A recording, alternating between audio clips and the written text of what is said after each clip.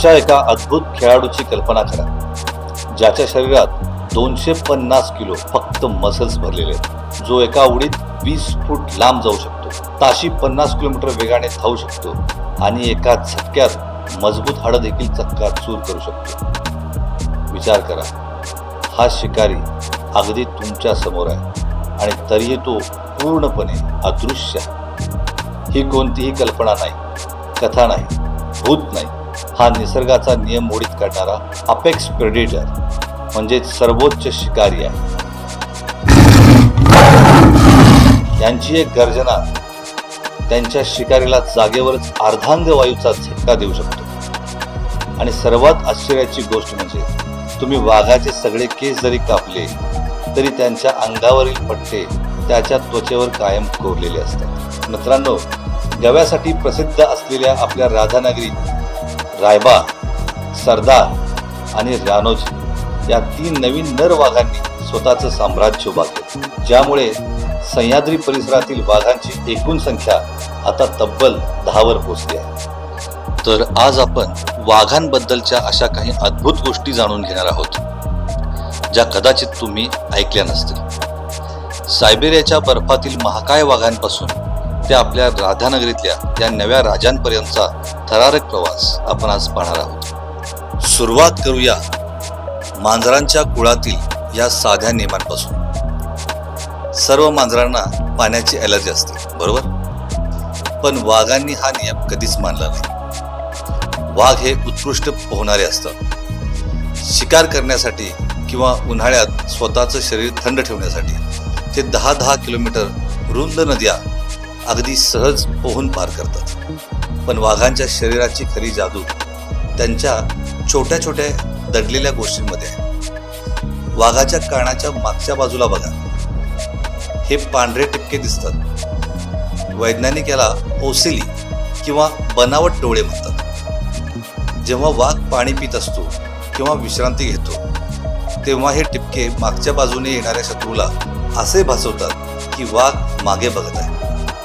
तसेच घनदाट जंगलात चालताना वाघिणीचे हे पांढरे टिपके तिच्या मागे येणाऱ्या लहान बछड्यांसाठी एक टेल लाईट सारखे काम करतात, जेणेकरून ते जंगलात हरवत नाही. रात्रीच्या अंधारात वाघांची नजर माणसापेक्षा तब्बल 6 पटीने जास्त तीव्र असते. त्यांच्या डोळ्यांच्या मागे टेपेटम ल्युसिडम नावाचा एक नैसर्गिक आरसा असतो. हा थर अंधारातील अगदी बारीक प्रकाश किरणही परावर्तित करतो आणि वाघाला रात्रीचा राजा बनवतो. तुम्हाला काय वाटतं? वाघाचे सर्वात मोठे हत्यार त्याचे सुळे किंवा पंजे आहेत? नाही, त्याचे सर्वात मोठे आणि अदृश्य हत्यार म्हणजे त्याचा आवाज. वाघ जेव्हा डरकाळी फोडतो तेव्हा तो आवाज 3 किलोमीटर दूरपर्यंत ऐकू जातो. पण त्याहून भयानक गोष्ट म्हणजे या गर्जनेसोबत निघणारा आवाज, इन्फ्रासाऊंड. हा आवाज असा असतो जो माणसाचे कान ऐकू शकत नाही, पण तो इतका जड असतो की तो हाडांना आणि शरीराला थरथरवून सोडतो. वन्यजीव शास्त्रज्ञांच्या मते या इन्फ्रासाऊंडमुळे शिकारी प्राण्यांचे स्नायू काही सेकंदासाठी पूर्णपणे फ्रीज होतात. म्हणजेच ते घाबरून जागेवरच थिजून जातात. हरणाला किंवा रानडुकराला कळायच्या आतच त्याचे शरीर साथ सोडते आणि तोपर्यंत वाघ आपली शिकार साधून घेतो. पण निसर्गानं एवढी ताकद देऊनही वाघाचे आयुष्य सोपे नसते. वाघ हे एकटे राहून शिकार करणारे प्राणी आहेत. तुम्हाला ऐकून आश्चर्य वाटेल की वाघाने केलेल्या 10 शिकारीच्या प्रयत्नांपैकी फक्त 1 प्रयत्न यशस्वी होतो. म्हणजे 9 वेळा वाघाला रिकाम्या हाती परतावे लागते. तरीही भुकेले राहून ते आपल्या विस्तीर्ण साम्राज्याचे रक्षण जीवापाड करतात. आजपासून 100 वर्षांपूर्वी आशियामध्ये हजारो वाघ मुक्तपणे फिरत होते. पण मानवी हस्तक्षेप आणि बेकायदेशीर शिकारीमुळे 2006 पर्यंत भारतामध्ये वाघांची संख्या अत्यंत चिंताजनक पातळीवर आली. 2006 मध्ये भारतात फक्त 1411 वाघ शिल्लक राहिले होते. असे वाटत होते की हा देखणा प्राणी लवकरच इतिहास जमा होईल. पण त्यानंतर भारताने भारतातील सर्वात मोठी आणि यशस्वी वन्यजीव मोहीम राबवली.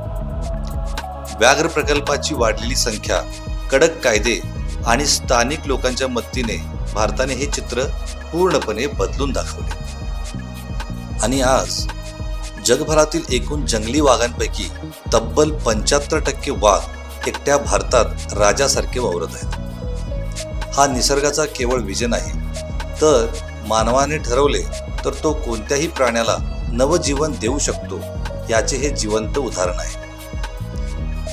मित्रांनो, वाघ हा फक्त हिंस्र प्राणी समजू नका, तर तो आपल्या जंगलाचा रक्षक आणि निसर्गाचा समतोल राखणारा सर्वात महत्त्वाचा दुवा आहे. वाघ जिवंत राहिला तरच आपली जंगले जिवंत राहतील. तर मित्रांनो, तुम्हाला आज वाघाबद्दलची कोणती गोष्ट सर्वात जास्त आवडली ते आम्हाला खाली कमेंट करून नक्की सांगा. व्हिडिओ आवडला असेल तर लाईक करा, मित्रांसोबत शेअर करा आणि आपल्या चॅनलला सबस्क्राईब करायला विसरू नका. भेटूया पुढच्या अशाच माहितीपूर्ण व्हिडिओमध्ये. तोपर्यंत जय हिंद, जय महाराष्ट्र.